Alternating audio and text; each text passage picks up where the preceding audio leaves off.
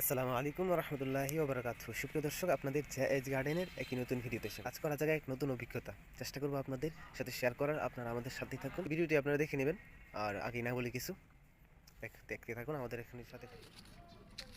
আমাদের এই কাজটা করার জন্য যা যা দরকার হবে সামনে আমরা নিয়ে নিচ্ছি। দেখতে পাচ্ছেন আমরা ব্যাগবন্দি করে আমরা রওনা হলাম। আমরা সেই এই আম গাছটার উপরে এখন উঠবো।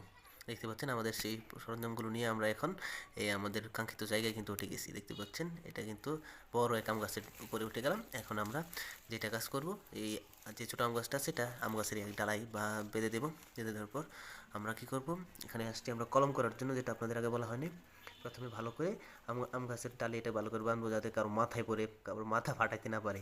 আমরা এখন সরাসরি আম গাছের ডালের মধ্যে আমরা ছোট এক আম গাছ জোড়া দিয়ে জোর কলম করবো। সেজন্য আমরা গাছের ডালটাকেও এবং নতুন কলম করার জন্য যে আম গাছ নিয়েছে সেটাকেও ভালো করে এই দেখতে পাচ্ছেন আমরা এখন এক সাইড চিরে আমরা দুইটাকে জোড়া লাগিয়ে দেব।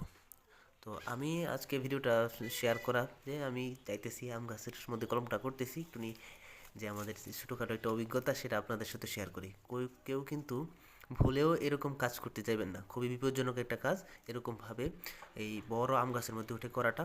তো আপনারা যদি চান আমি আরও ক্লিয়ার ভিডিও কাছ থেকে ছোটো আম গাছের মধ্যে, যেটার মধ্যে ভালো ফল ধরে এবং সেটার মধ্যে এরকমভাবে জোর কলম করা যাবে সেরকম গাছের মধ্যে কলম করে আপনাদেরকে বিস্তারিত দেখিয়ে দেবো না।